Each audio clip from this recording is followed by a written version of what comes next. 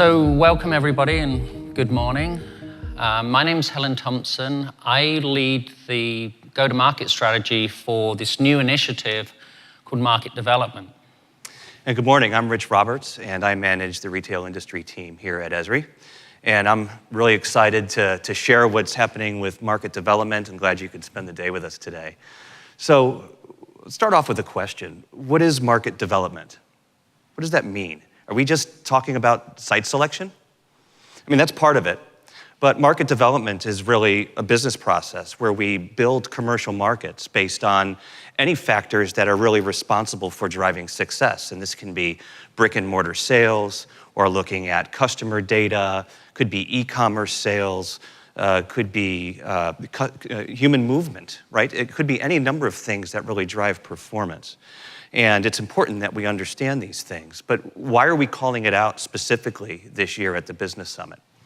Well, really, it's because developing markets is no longer just about adding a bunch of new stores to a market, or doubling the number of bank branches, or even owning as much real estate as possible. And it's much more than that.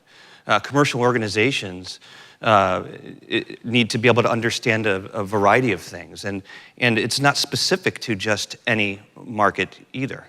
You could be a retailer, or an insurance company, maybe a financial institution, a manufacturer, a commercial real estate organization, a transportation and logistics provider, a media company, even a destination for entertainment.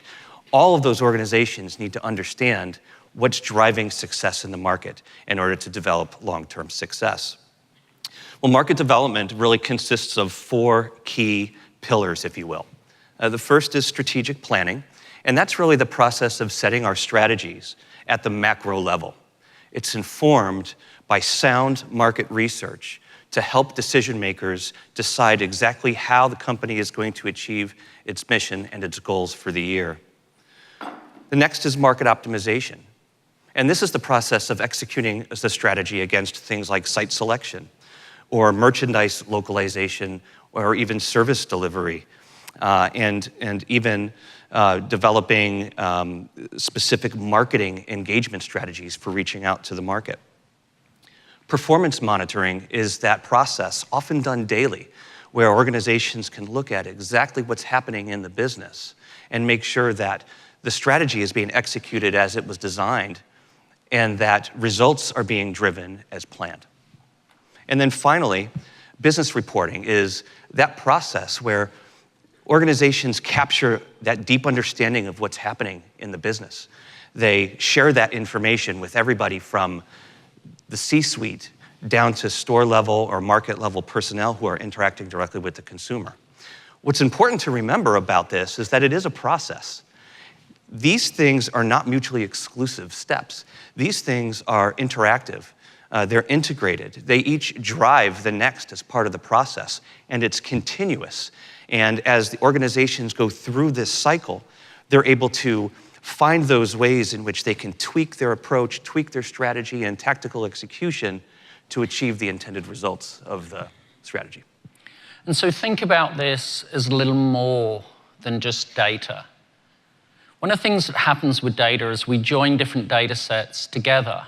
We make connections, we see patterns. You bring people together, you discuss ideas like we're talking about in the business advisory community. You make new connections, you connect across departments. What we fundamentally believe, Rich has described and our speakers will show, is that market development done strategically and done properly allows you to reach deeper within your organizations, to make the connections which build collaboration, to take the dark art of data and light it up, to make a connection, to start to see patterns, to start to do more. And it will build that understanding of your customers, of what your competition is doing. It allows you to understand why they're doing it and develop strategies to deal with that. You can fundamentally capitalize on opportunities in ways that you currently haven't been able to do. And I'm not saying you haven't done good, but you haven't yet done everything that's possible.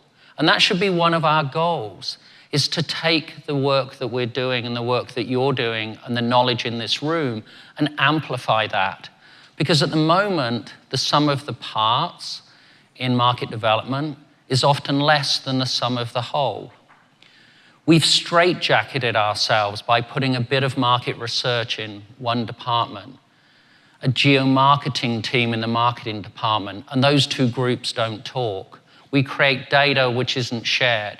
We create insights that doesn't flow to the executives. We have silos. If you learn nothing more from this session today, the one thing that you should take away from you is that silos can be broken down. Traditional approaches to business can be challenged. You're going to dominate disruption by doing new things. We're going to show you, and our speakers are going to tell you what they have done to change their organizations. They are the people that have taken this where the sum of the whole is an order of magnitude greater than the sum of the parts. They have become people that know how to dominate their market. They're people and organizations made up of collaborative business teams that can actually grow with the new scale and dimension than they've ever thought they could before. The simple lesson from market development is that you make GIS part of your everyday business language. You go out and teach that language to other people in the organization, to other people that you touch, your suppliers, your customers, your colleagues, and you move the organization forwards and upwards as a consequence. Thanks, Helen, for explaining why market development is so strategically important to our business.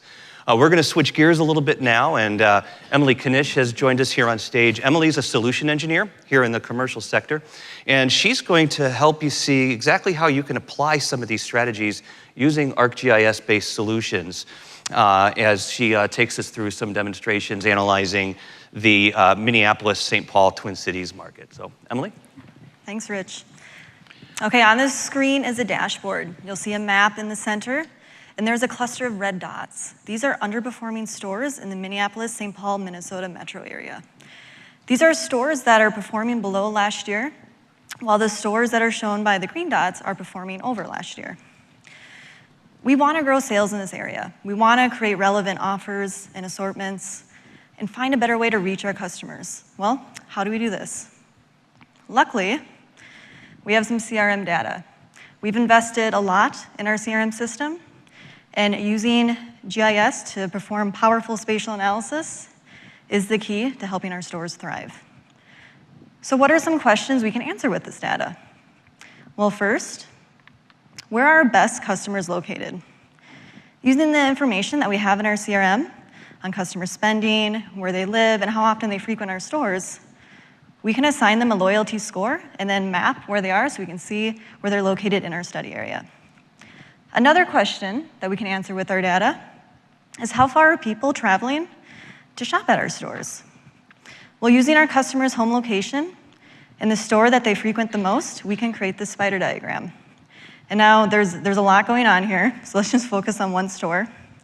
So looking at Woodbury, store 1157 here, you can see that not only are we attracting local customers, we have some customers who are traveling quite far to shop at that store. And that's going to impact how we assort and manage this store. The next question that we can answer with our data is how do we focus our marketing efforts? Well, first, we need to create smart trade areas. So using our customer's home location and their spending information, we can create trade areas that will accurately capture our best customers. These trade area polygons can then be enriched with a wealth of underlying data, such as age, income, and spending habits, to give us a better idea of who is shopping and who should be shopping at our stores. So now that we did all this analysis, how do we tie it all together, and how do we get it out to others? Well, we can create reports around various topics. We can create a profile of our best customers and create this demographic summary to paint a better picture of just who they are. We can dig a little deeper and create another report to help us figure out what is the best way to market to these people. And we found that a lot of our customers like to visit the Wall Street Journal website, and they listen to a lot of news radio. So these PDF reports are useful, but there's another way to keep this information even more focused. Using an infographic, which is my favorite, we can summarize the key variables around each of our store locations that we want to focus on. We can take a lot of raw data and turn it into something that's easy for someone to understand. And all these reports that I showed you are very easy to share. So that way people can take this information and they can use it to help our store locations turn and stay green.